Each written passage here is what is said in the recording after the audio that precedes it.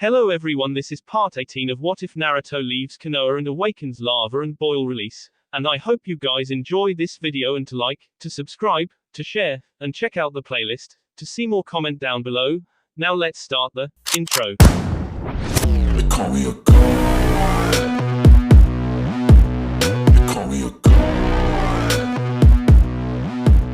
They call me a god. Join my membership, the perks are great. It's in the description. Konoha Streets. District A is clear, over. A voice crackled over a transceiver, a status report for the superior officers in charge of overseeing the delicate operation. District B, thinning out over here. District C, main procession has arrived. The people are quiet, recommend moving the subject now, it's the shortest distance to the court. The captain grunted, weighing his options. Sure, it was the shortest route, but the people were centering around this area as soon as they caught wind of what was going on. If they walked the prisoner in, it would be hell with the chaotic crowds. Sir, do we have permission to move the subject through District C to reach the Hokage building? The man sighed and reached for the mic under his mask, tapping it to speak. Roger that. Squads 1 to 3 will take the flanks and hold back the crowds while Squad 4 walks the prisoner through. Squads 5 and 6 will take rooftop duty, watch the crowds for anything suspicious and always stay in the lead. The man stood up from his seat within an armored carriage, his men followed suit. His cloak was white, signifying his superior rank over his 3 men of black cloaks. Their animal masks signified their place as the elite of Konoha, the Anbu. The room was dark, only small s where the armor did not cover allowed the early evening sunset to flow through, casting an orange light on them. With them was one man, chained to the floor of the small sitting room where they stood. He was wearing a white straight jacket, the sleeves unhooked only to allow his arms to be chained to the floor. Instead of his usual leaf headband covering his Sharingan, a special black eye patch was hanging over it to prevent chakra from escaping. The one amenity they allowed him to have was keeping his usual blue face mask, it covered his sullen, gloomy frown. Kakashi sighed lightly as the carriage transporting him to his trial stopped, making the Anbu move to either side of him. They went through a few seals and his bindings were released only for 2 of them to quickly hook his arms back into locking positions on his C. They gave him a somewhat preferential treatment, seeing as how he was once in Anbu himself. Kakashi-senpai, are you ready? Kakashi had long since signed his own fate, he was prepared to face the consequences. Yes Tenzo, let's get this over with. I want to see what they really think of me. A traitor, martyr, believer in peace. It doesn't matter anymore though.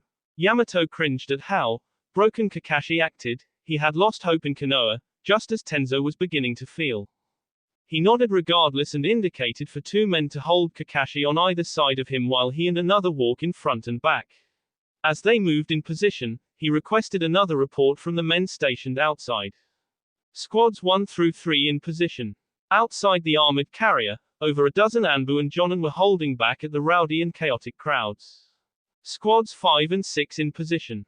Ready on your go. The 8 Anbu he had ordered on the rooftops remained hidden, their shadows bathed in the sunset. Roger, we are opening the casket.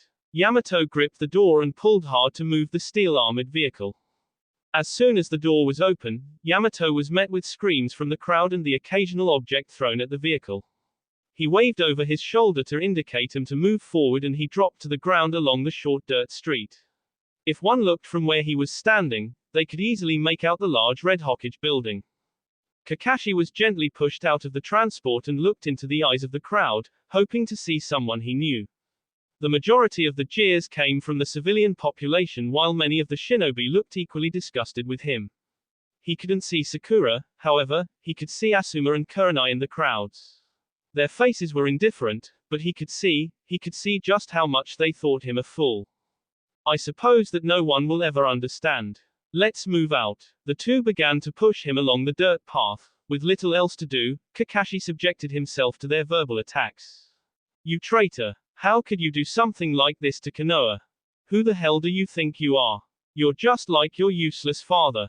That one hit Kakashi right in his heart. He didn't know who said it, but it was enough. A tear fell from the man's eyes as he reflected on his father.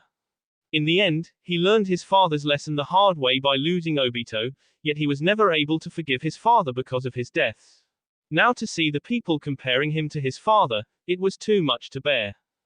Teiku, we are halfway there. The Hokage and her retinue are waiting at the entrance. The rooftop squads reported in their location. Roger that, keep your eyes on the crowd, I'm expecting someone to try something. Roger. Kakashi's revealed eye was dull, it had lost all of its hope. He already knew he was a man walking, the Hokage would be overtaken by her counselors. With their militant ways, they would order him for what he had done. I hope Naruto makes use of what I was able to give him, if he doesn't, then all this was for nothing. As Kakashi approached the Hokage tower, the activity became more frenzied as more people tried to steal a peek at the criminal. A few objects were thrown at him, immediately battered away by the flanking Anbu. No matter what Kakashi did short of a fellow Leaf Shinobi, the Anbu would always respect him for his service. Sir, I think I see someone in the crowd moving towards the subject, we may have a problem here. Yamato stopped walking and began to look around for the attacker. I don't see him, what does he look like? The Anbu looked around, weary of the danger presented. There he is. It's a boy, he is running down the street. Yamato looked and finally saw the would-be a genin with a kunai. The Anbu went through hand signs and captured the boy with a wooden pillar, it wrapped around his stomach and held his arms in place. He struggled against his bonds, futilely of course. Kakashi looked at the boy, no older than his genin team was when he first met them. He was crying but his eyes were full of fiery hate all directed towards him. Please take this boy or, Yamato was interrupted by a loud yell from the boy, it sounded like he said, no. I looked up to you Kakashi-san. I thought you were the coolest ninja in the village, I hoped to have you as my sensei. How could you side with a traitor to the village, how could you pick him over us? Kakashi's eyes widened in surprise from the boy's accusation. The crowd grew quiet as they wanted to hear Kakashi's response. The silver-haired Jonin sighed and hung his head low. He didn't want to hurt the kid's feelings, in reality he was quite honored that the boy had him in such high esteem. Kid, I don't know what to tell you. I do love this village, contrary to what everyone here believes. If I was to go against Naruto, how could I call myself a sensei? How could I consider myself a believer of the Wall of Fire? Whether people will believe what I say or not, it doesn't matter. No matter what, we can't break the bonds of those who have come before, because of those bonds are what make this village strong. The crowd gasped at his fervent speech and gossip followed as the Anbu began to pull Kakashi towards the building. The boy was quiet, having been left behind by Yamato's entourage. He reflected on what the Jonin said and found that he was right, even if it was hard to see. While he couldn't see it from a teacher's point of view, as a ninja of Konoha, anyone could see that Kakashi did what he did with the village in mind. If he had attacked the Azu shinobi, war would be upon them and he would betray his friend. With embarrassment and shame in his heart, the boy trudged home to continue to ponder on what Kakashi had to say. Arriving at the Hokage building, the small group found a few important figures waiting for them outside. Tsunade stood there, her Hokage hat hiding most of her face and obscuring her frown, she had her arms crossed and looked impatient. Sakura and Shizune stood behind her as her entourage, both looked nervous and fidgety with the serious atmosphere. Koharu and Homura were last, their stern scowls were meant to tell Kakashi with fear when in reality he was not fazed or surprised one bit. No one looks too happy to see me, no surprise. Kakashi thought with a sigh. Now that you have finally arrived, we can get down to business. Homura growled with an angry tone and Koharu nodded in agreement. Tsunade turned around and began to walk inside of the building. A wave over her shoulder indicated they follow and everyone soon turned and entered. With little choice, Kakashi was dragged inside behind the Hokage and taken to a large meeting room used for important village gatherings. Everyone is a bit tense because the Fire Lord is here to oversee the trial. Yamato muttered to his friend Kakashi whose eyes widened upon the thought of the Fire Lord listening to the trial. Crap, if he is here then that doesn't spell anything good for Konoha. I don't like leaving a problem behind if they are going to kill me, I don't want it to affect the village. Let's go, better to not keep the daimyo waiting. Tsunade ordered as everyone sat in their assigned seats while the Anbu dragged Kakashi to stand before a large sitting pedestal. This was where Tsunade, Homura, and Koharu would sit and rule over the trial. Kakashi heard something and looked to his left to see a door open and many samurai and politicians come out. He easily spied the Fire Lord in the crowd, his headdress easily taller than anyone else. He made to sit down on a cushion off to the side of the trial, not really being involved but not completely inactive either. The lights dimmed so Kakashi was alone under a spotlight and soon it could just barely be seen from the edge of it. The blonde woman was not happy, of course. This was something Kakashi was suspecting. It was obvious she was very disappointed in him, as was the rest of the village. He had given up trying to persuade people though, he was ready for his final punishment. Hatake Kakashi, you have been brought to trial today under the charges of treason against the Leaf Village and acting against the direct order from your Hokage. How do you plead? Kakashi met her hazel eyes with his black one. It was half-lidded as usual since Kakashi wanted to keep up his mask of indifference for the trial. Guilty, Hokage-sama. He knew there was no point in arguing it, he had already given his speech about his reasons a dozen times by now. Tsunade's frown was made even longer when she heard this, as if she was hoping he would try to argue in front of the daimyo, if there was just the littlest chance for him. The Hokage glanced to her left to see Homura slowly shake his head negatively. Next she glanced right to see Koharu do the same negative gesture. Both condemned Kakashi.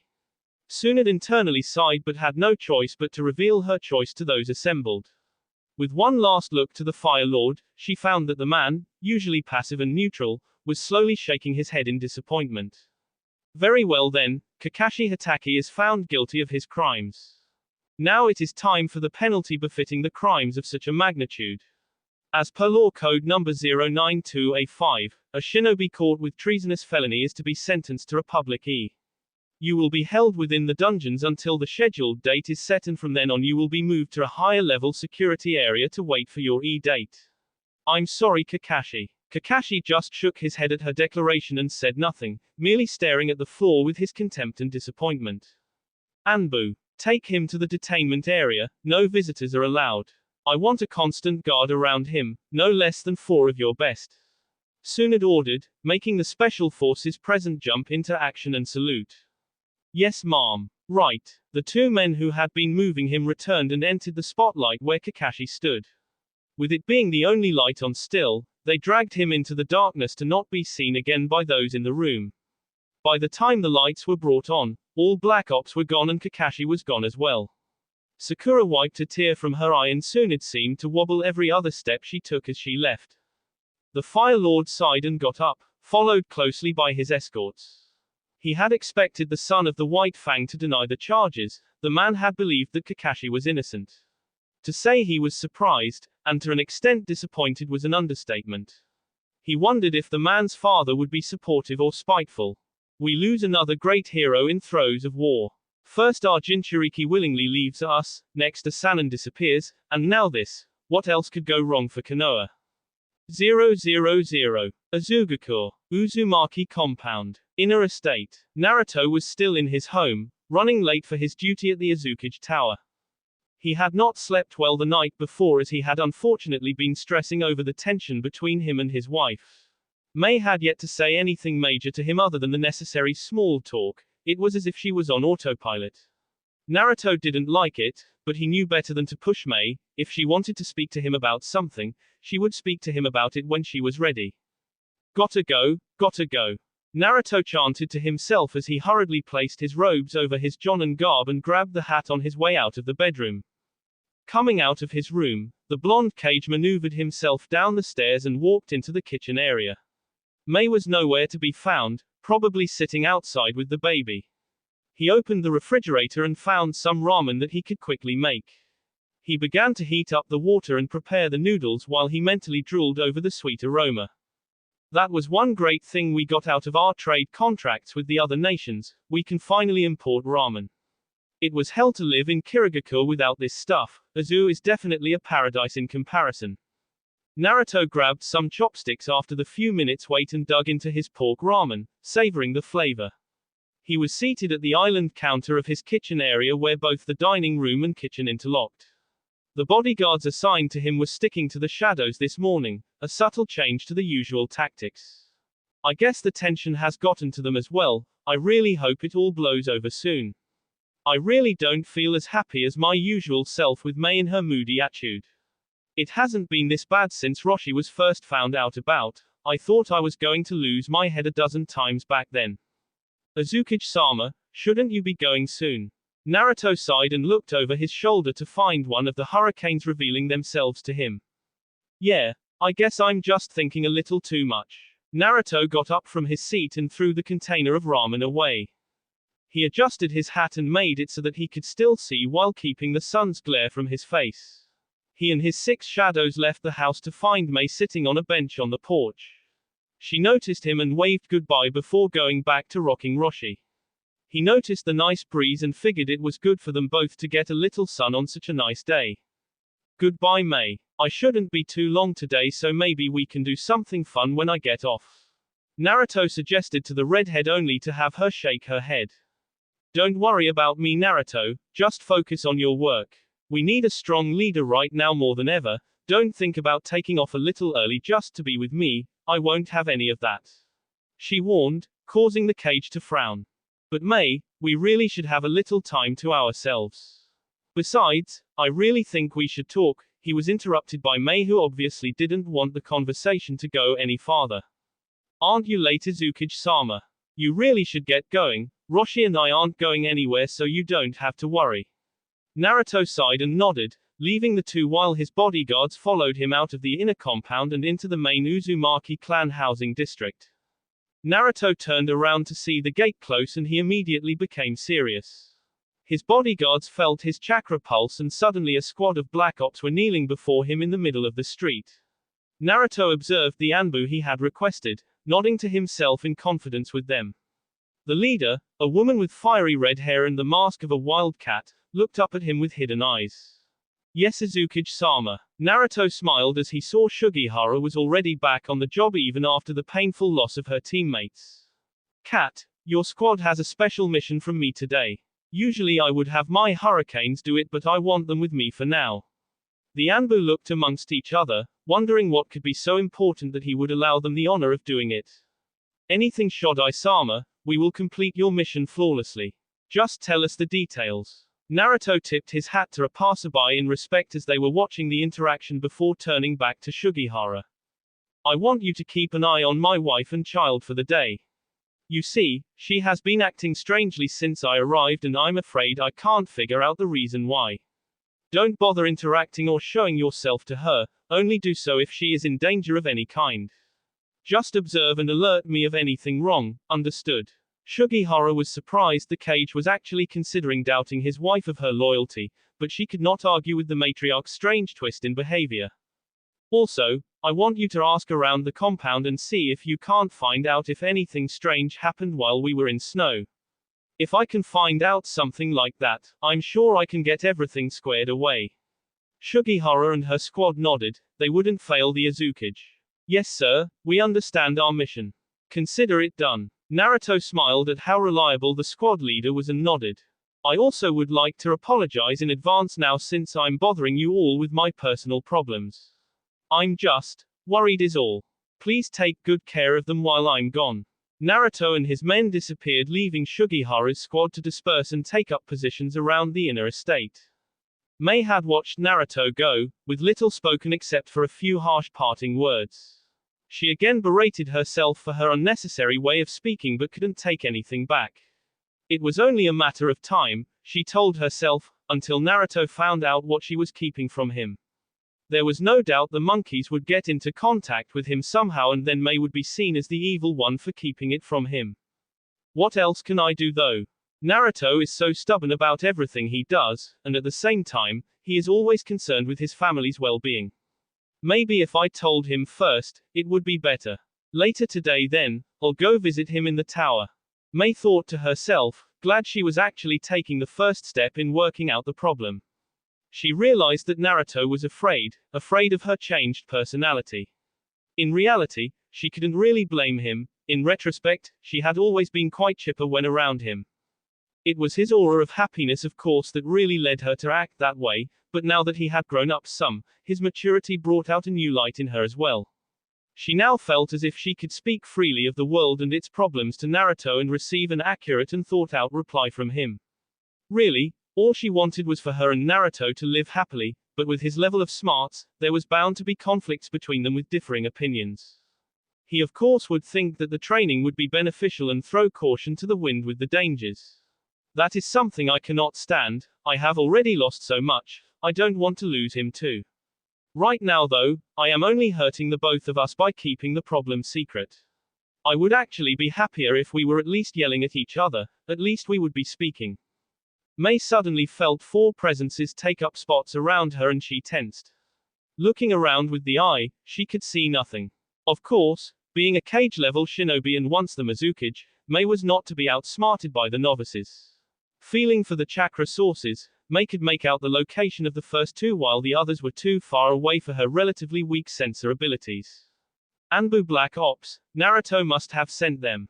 Why would he do that though? Has my acting really gotten him that concerned? I don't really feel that well. She suddenly thought as she stood up and took Roshi into the house. Sugihara had seen how the woman had tensed when they moved into position and knew they were discovered. It was a tough job to spy on someone in the first place, when they were once a cage, all but impossible. The Anbu captain wasn't fazed though, as long as they didn't interfere with her routine, she felt as though the matriarch wouldn't mind. I'm beginning to wonder though if Naruto was expecting something to really happen. I had better keep my eyes peeled. The other member of her team that was on watch duty, a young man with a wolf mask and grey hair, looked at her from his vantage point, a tree. Sugihara had chosen to cloak herself with a simple light-bending technique and was crouched on the wall of the inner estate. She uncloaked for a moment to wave a finger at the house and then disappeared again when he nodded.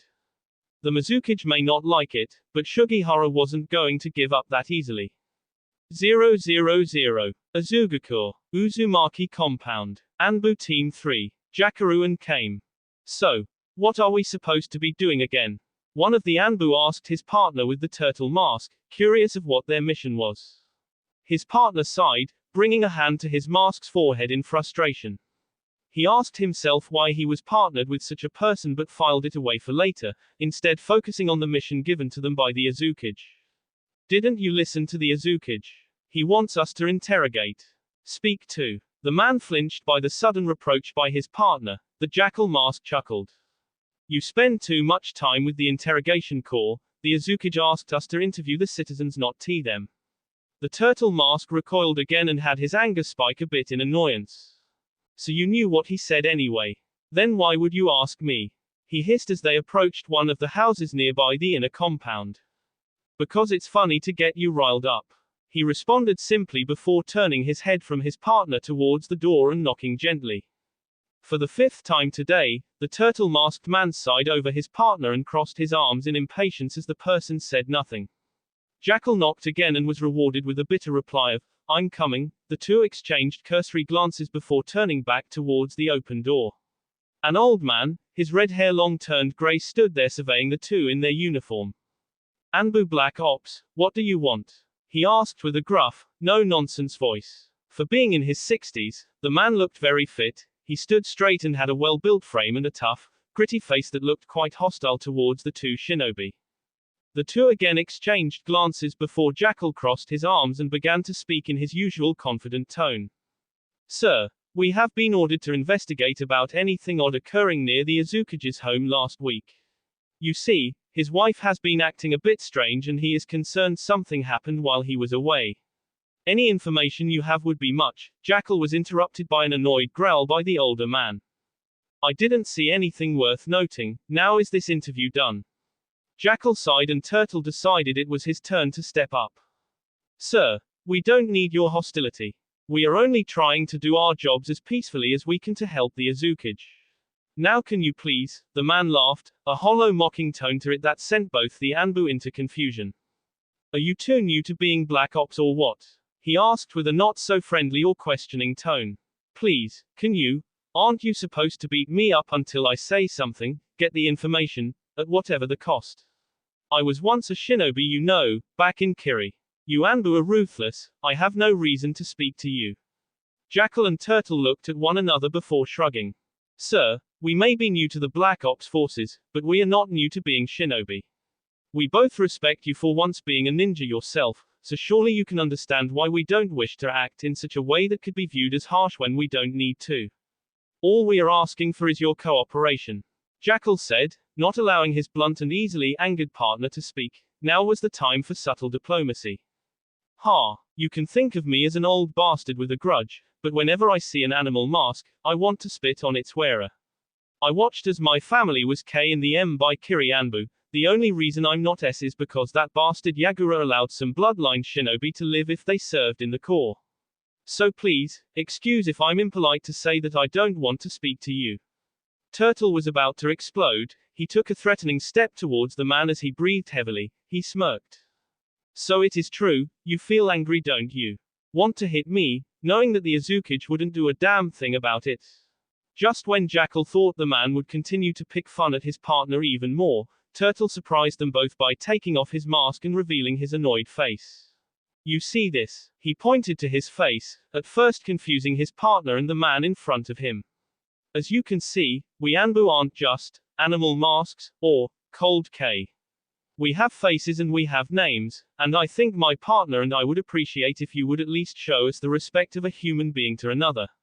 Now are you going to help or should we just speak to your neighbor? The man recoiled and Jackal thought that Turtle may have pushed him a bit far. They were both surprised when the man smiled, a real smile. Well, I guess Azu's shinobi have some backbone. At least you are willing to show me your face. Those bastards in Kiri were able to hide their emotions behind those masks as if they weren't the real M.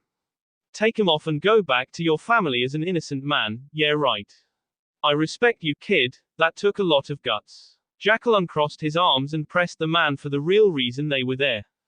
So, did anything unusual happen last week? The man brought a hand to his chin in thought before he suddenly remembered something. Oh yes, a lava monkey came through here and entered the compound. You could hear his heavy footfalls a mile away. The two black ops looked at one another and nodded. Thank you sir. That was all we needed to know. The two disappeared and the man watched their blurs head for the main house of the compound.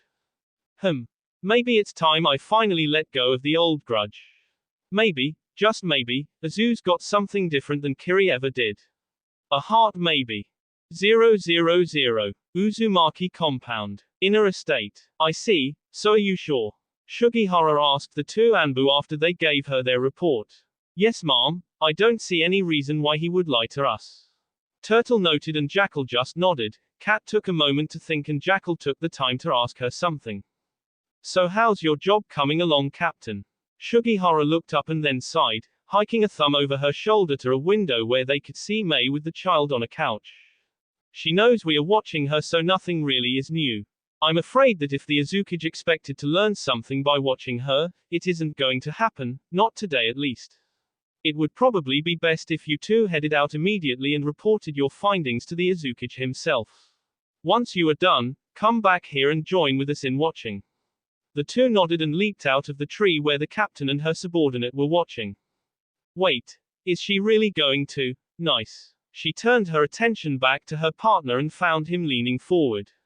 She looked to see Mei undoing her uniform to feed the baby and realized that Snake was a pervert. You idiot. She s the back of his head and he fell to the ground with a dull thump.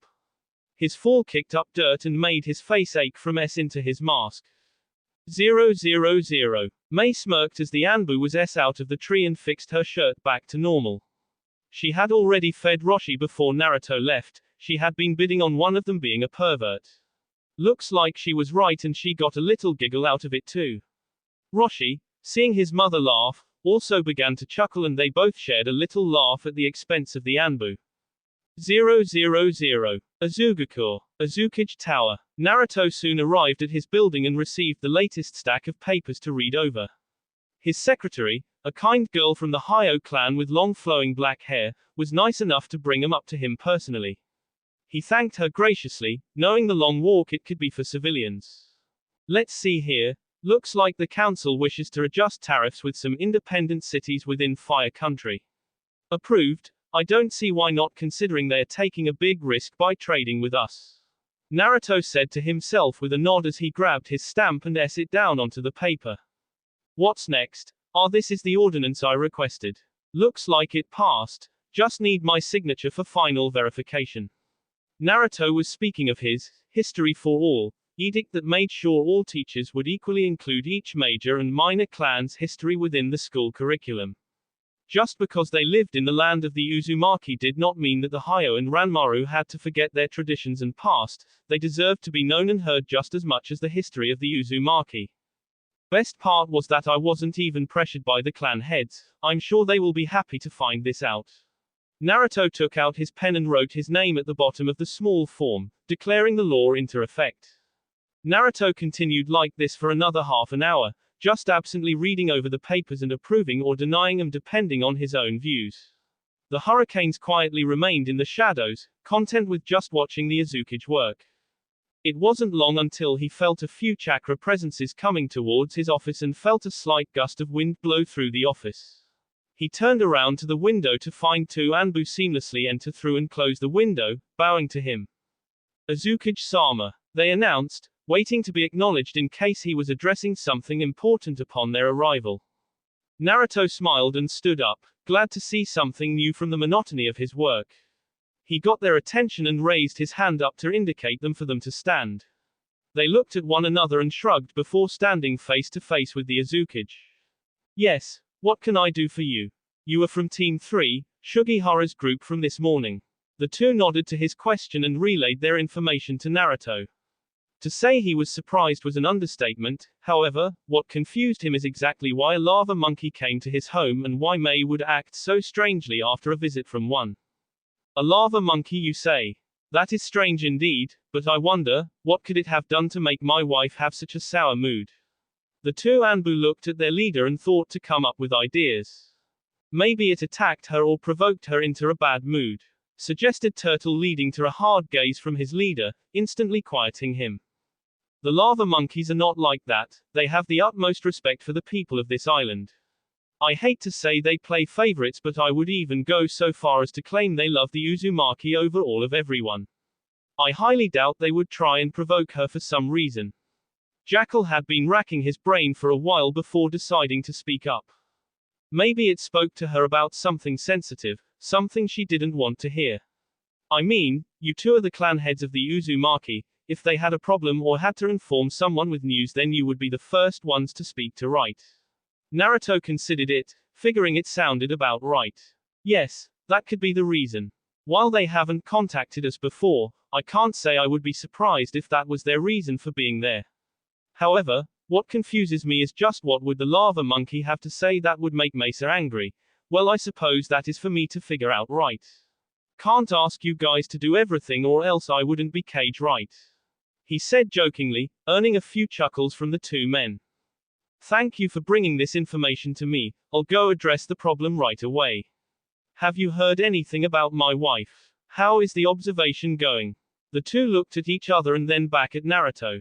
Well, apparently the captain realized that Mei-sama had caught on to our spying and was intentionally doing nothing. There was little to report, sir. Naruto sighed and rubbed his forehead, figuring that something like that would happen with hindsight. Yes, I suppose it would be difficult to keep your presence hidden from a former cage. Alright, good job nonetheless. Be sure to pass on my thanks to the captain when you two head back. I'm going to. Naruto was interrupted when he disappeared in a puff of smoke. The two Anbu looked at each other confusedly and saw 6 previously unknown figures appear out of nowhere. They scrambled around the desk and room to try and figure out what just happened to the Azukage. Hurricanes, aren't they the bodyguards to the Azukage? Where the hell did he go? What happened to Azukage-sama? Asked one of them out loud, frantic over the sudden disappearance. I don't know, it was as if he just up and left. It didn't seem like he was the one to do it either, he was interrupted mid-sentence. Suggested another as the two Anbu scratched their heads in confusion. Seeing him still standing there, one of the hurricanes spoke. You may head back to your squad, your mission is still top priority to the Azukage. We will find out where he went. In the meantime, if you should need to report to anyone, go to the Anbu General. Understood. The two nodded and saluted before disappearing in a blur. Azukage-sama, where did you go? 000.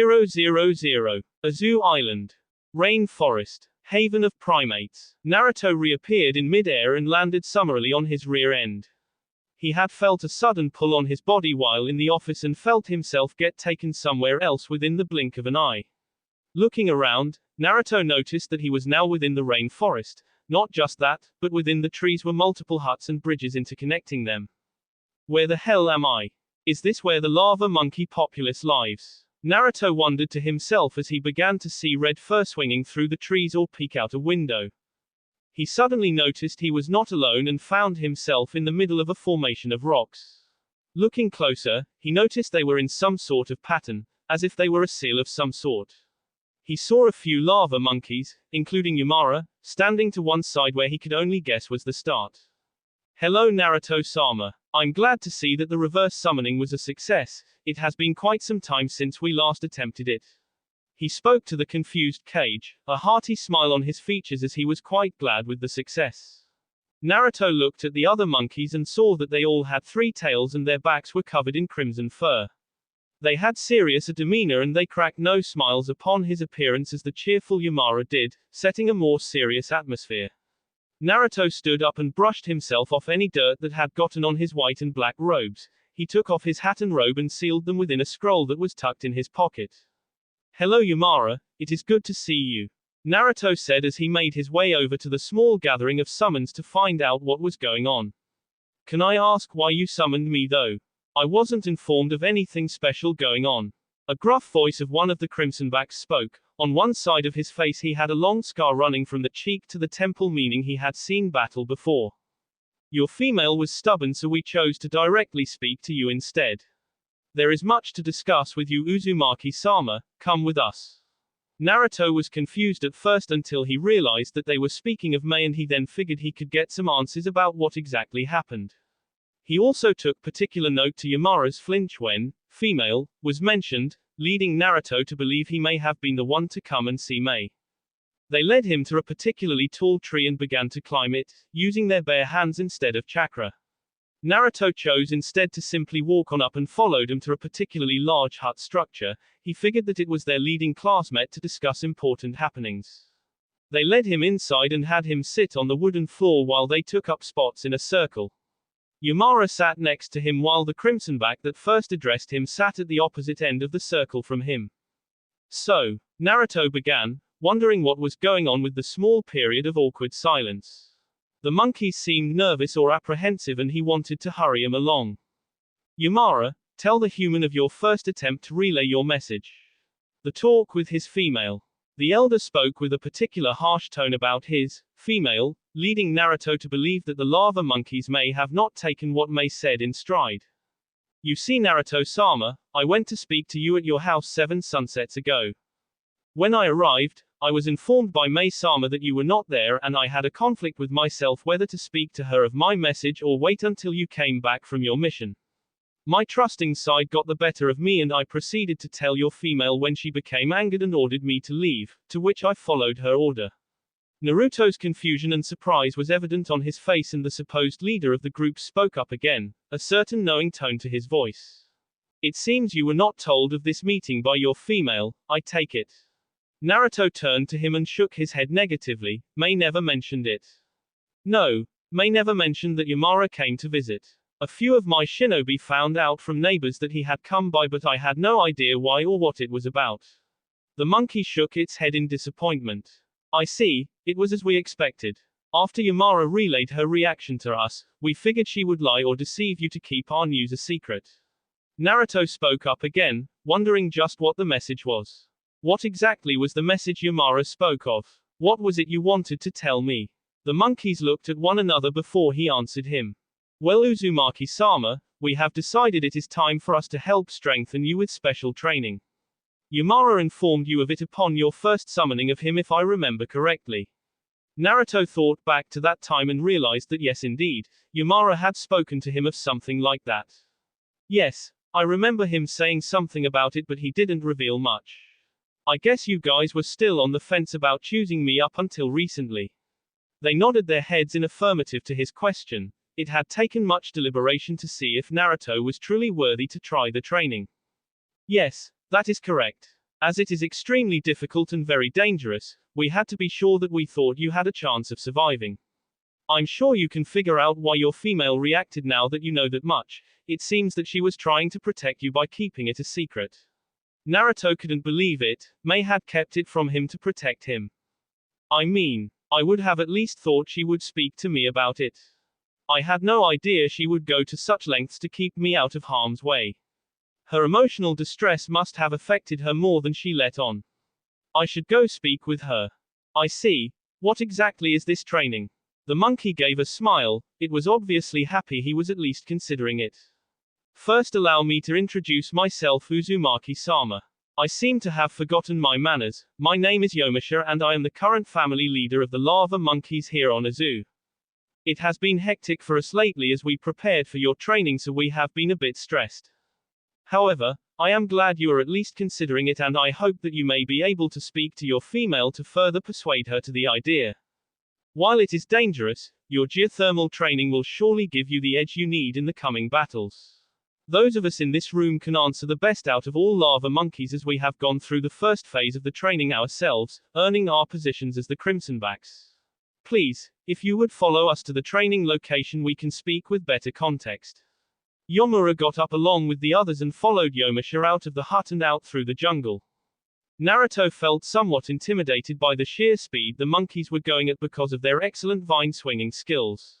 He pushed himself hard to keep up and saw that they were approaching a large mountain that he had not noticed when he was exploring the island at first. Where are we going? Just what is this training? Naruto had to content himself with knowing his answers would come soon enough. He jumped onto another branch and kept sight of Yamara as the group headed further into the deep foliage. 000. Azugakur. Uzumaki compound. Mei decided that she had waited long enough and had set out to speak to Naruto. She left a kind old Uzumaki woman to look after Roshi while she left to speak to Naruto on her own. Well, not necessarily, on my own. She thought with a slight grimace as the four presences were back and stronger than ever, steadily following her as she walked the dirt path through town to the Azukage's office. Her thoughts were quite scrambled as she wondered what she would say in response to whatever Naruto would say. It was making her head spin with all the possibilities of what could happen, and many of them scared her. What if Naruto was so angry with her that he no longer spoke to her? She even went as far as to think that he would no longer trust her, and it was hurting her inside. Oh, maybe this wasn't such a good idea after all. Of course it was, she reminded herself. It would be even worse if she put it off any longer. Mei left the Uzumaki compound and saw most of the shinobi were not out on the streets. Strange, she thought, as it was the shinobi district and it was commonly a busy thoroughfare for the workers and shinobi alike. In fact, it was too quiet to be the usual. Mei couldn't hear the usual animal calls from the nearby forest and could just barely register the breeze on her skin. One thought crossed her mind and it made her eyes widen in sudden recognition. An enemy genjutsu. Mei brought her hands up and focused her chakra, immediately disrupting and dispelling the strange illusion. Even with her hearing back though, the streets were still quite barren. Mei was now taking solace in the fact that the four chakra presences nearby remained, although they seemed to be trapped in the genjutsu as they were no longer moving. Who are you? Show yourself. Mei ordered to the unknown adversary. She would not take kindly to an intruder in her village. I see you saw through the genjutsu. You are a clever one. No less should be expected from the Mizukage herself, or should I say, previous Mizukage. Mei looked to her left and saw a figure emerge from the shady alley, a woman with blue hair and a single L below her lip. Who are you? What do you? Mei's eyes widened upon seeing the woman's cloak, black with red clouds. She was an Akatsuki member. She is here for Naruto. Reacting with lightning-quick speed that even surprised Conan, Mei took out a scroll and brought out her two scimitar swords. She held them up in a defensive manner and dared Conan to take another step. She was further angered by the woman's passive gaze towards her. We are not here to fight, we only wish to see Naruto Uzumaki. When she said, we, Mei felt a sinking in her gut to know that more Akatsuki were there to attack. They just want to see him. I'll bet they do. I won't let them though, not when we have come so far. I won't let you see my husband. You are only here to take Kyubi from him and K him for being a Jinchuriki. If you think you can walk into our village and do what you like, then you are wrong. Another voice spoke up. This time it was masculine and it came from Mei's front. Someone was in front of her on the street. She turned back to see not one but 6 figures, all wearing Akatsuki robes and having bright orange hair. All of them seemed to have piercings of some sort and had different hairstyles. One was even bald and his head was littered with spikes. Mei was disgusted by them all. but a creeping fear of her situation came to her upon her thoughts on tactics. Conan is right, we are not here to fight or disturb your weak village. We are here to see Naruto Uzumaki, Jinchuriki of the Nine Tails. If you do not wish to reveal his location to us, we will find it ourselves.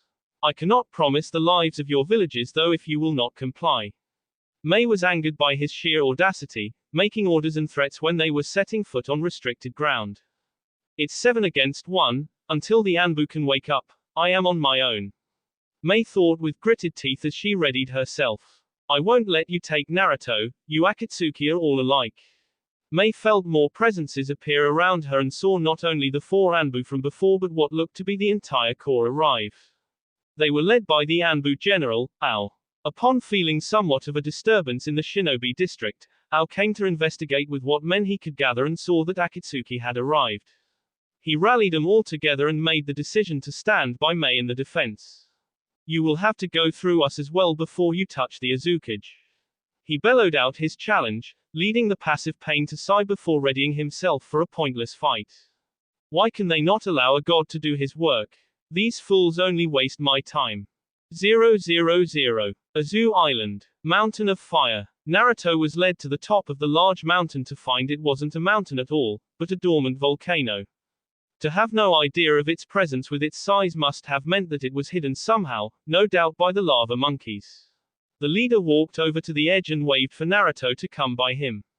He leaned over the edge and saw the magma, it was gently sloshing around, the occasional blast would bellow up and send some lava spittle up towards them. This is it Uzumaki-sama, the place where your training will be held. Of course you can see now why the training is so hazardous, but I assure you, it will make you stronger than ever before should you succeed. We will do everything in our power to help and guide you through the process. Naruto gulped as he looked at the hot magma but nodded nonetheless. If the monkeys thought he could do it, then he wouldn't want to disappoint them.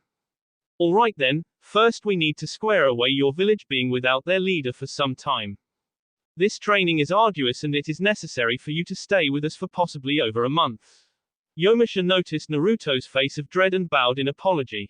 I'm sorry Azukage-sama, believe me if we could speed up the process or make it more convenient we would, but I suppose the human metaphor, all good things take time, would fit best here.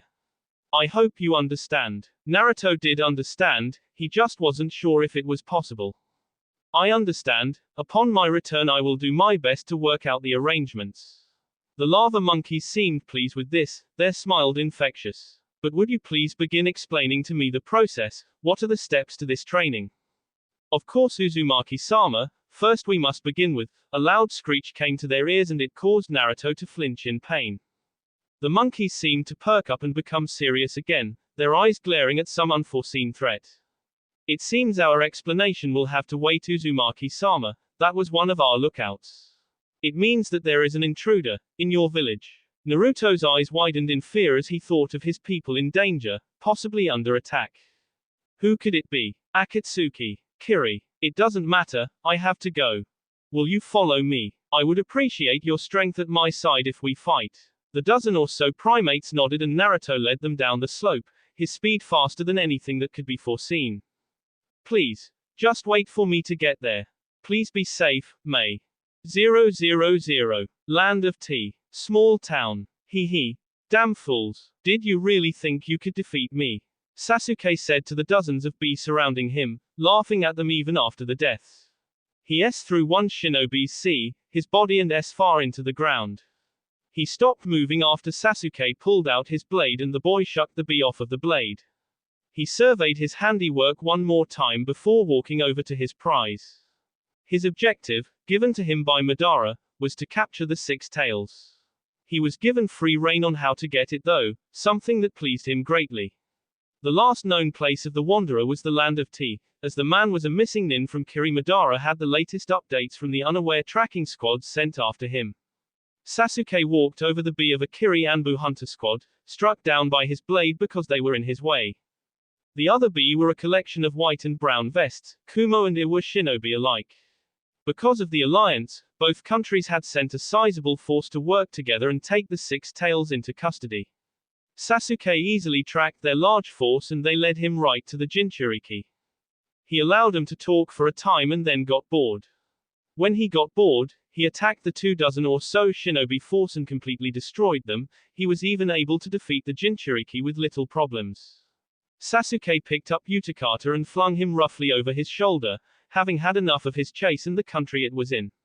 He was fine with doing Madara's dirty work, as long as it gave him more power to strike down Naruto and Konoha. That was all he desired. Someday soon, Naruto, you and I will meet. This time though, my power will surpass even Madara's and I will KO you both. I will be the master of the Uchiha clan, I will be the last man standing. I will take everything from you and then I will strike you down when you are begging to S000. That will be all for this video. Be sure to like, subscribe, share, and comment down below for more videos. Goodbye.